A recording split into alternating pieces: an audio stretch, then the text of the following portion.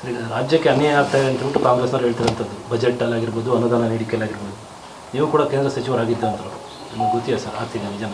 ನೋಡಿ ಸರ್, ಮೊನ್ನೆ ನಿರ್ಮಲಾ ಸೀತಾರಾಮನ್ ಅವರು ಭಾಳ ವಿವರವಾಗಿ ಅಂಕಿ ಸಂಖ್ಯೆಗಳ ಆಧಾರದ ಮೇಲೆ ಮನಮೋಹನ್ ಸಿಂಗ್ ಸರ್ಕಾರದಲ್ಲಿ ಎಷ್ಟು ರಾಜ್ಯ ಸರ್ಕಾರಕ್ಕೆ ಅನುದಾನ ಬಂದಿದೆ, ಅದೇ ರೀತಿ ನರೇಂದ್ರ ಮೋದಿಯವರು 10 ವರ್ಷದಲ್ಲಿ ಎಷ್ಟು ಅನುದಾನ ಬಂದಿದೆ, ಎಷ್ಟು ಡೆವಲಪ್ಮೆಂಟ್ ಕರ್ನಾಟಕದಲ್ಲಿ ನಾವು ಪ್ರಮಾಣದಲ್ಲಿ ಕೊಟ್ಟಿದ್ದೀವಿ ಅನ್ನೋದು ಎಲ್ಲನೂ ವಿಸ್ತಾರವಾಗಿ ಹೇಳಿದ್ದಾರೆ. ಅದಾದ ಮೇಲೆ ಒಬ್ಬರು ತುಟಿ ಪಿಟಿ ಕಲ್ಲಿಲ್ಲ.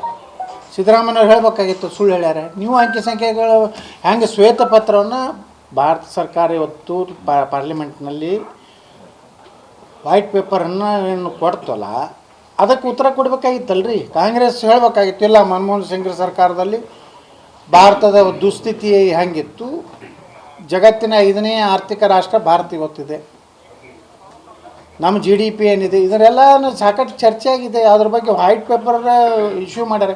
ಇವತ್ತು ಸಿದ್ದರಾಮಯ್ಯನವರು ಯಾಕನಾಗ ಮಾತಾಡ್ತಾ ಇಲ್ಲ ಅದ್ರ ಬಗ್ಗೆ? ನಿಮ್ಗೆ ಅನ್ಯಾಯ ಆಗಿದ್ದರೆ ಹೇಳಬೇಕಾಗಿತ್ತು. ಏನೋ ಸುಪ್ರೀಂ ಕೋರ್ಟಿಗೆ ಏನು ಹೋಗ್ತೀರಾ ಅಂದರೆ ನಾವು ಹೋಗೋದಿಲ್ಲ ಅಂದ್ರೆ ಹೋಗಬೇಕಾಗಿತ್ತು.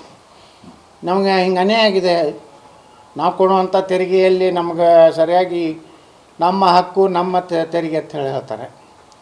ಹಾಗಾದರೆ ನೀವು ಇಲ್ಲಿ ಕರ್ನಾಟಕದಲ್ಲಿ ಇವತ್ತು ಹಿಂದೂ ದೇವಸ್ಥಾನಗಳ ಮೇಲೆ ನೀವೆಲ್ಲ ಟ್ಯಾಕ್ಸ್ ಹಾಕಿ ಅವತ್ತನ್ನೆಲ್ಲ ಕಂಟ್ರೋಲ್ ಇಟ್ಕೊಂಡ್ರಿ. ಅವತ್ತನ್ನ ಅಲ್ಲೇ ಉಪಯೋಗ ಯೂಸ್ ಮಾಡಬೇಕಲ್ಲ. ಅದು ಧಾರ್ಮಿಕ ದತ್ತಿ ಇಲಾಖೆದು ಅದು ಮಾಡ್ತಾಯಿದ್ದೀರಾ. ಯಾವುದೋ ವಕಫ್ದು ಕಂಪೌಂಡ್ ಕಟ್ಲಿಕ್ಕೆ 35 ಕೋಟಿ ರೂಪಾಯಿ ಬಿಡುಗಡೆ ಮಾಡ್ತೀರಿ. ಇವತ್ತು ರೈತರಿಗೆ ಪರಿಹಾರ ಕೊಡ್ಲಿಕ್ಕೆ ನಿಮ್ಮಲ್ಲಿ ರೊಕ್ಕ ಇಲ್ಲ ಅಂತ ಹೇಳ್ತೀರಿ. ಕೇಂದ್ರ ನೀವು ದಿವಾಳಿ ಮಾಡಿದಿರಿ, ಲೂಟಿ ಮಾಡಿದ್ರಿ. ಕೇಂದ್ರ ಸರ್ಕಾರ ಸಹಾಯಕ್ಕೆ ಬರ್ಬೇಕಂತ ಕೇಂದ್ರ ಮ್ಯಾಗ ಹಾಕ್ತಾಯಿದ್ದೀರಿ. ನೀವೆಲ್ಲ ಇಲ್ಲಿ ಚೈನಿ ಹೊಡ್ರಿ, ನೀವೆಲ್ಲ ಹೊಸ ಗಾಡಿ ತೊಗೋರಿ, ಹೊಸ ಫರ್ನಿಚರ್ ಮಾಡಿರಿ, ನೀವು ಮಜಾ ಮಾಡಿರಿ. ನರೇಂದ್ರ ಮೋದಿಯವ್ರು ನಿಮ್ಗೆ ರೊಕ್ಕ ಕೊಟ್ಟು ಕಳಿಸ್ಬೇಕು. ಇದ್ಯಾವ ನ್ಯಾಯ ರೀ?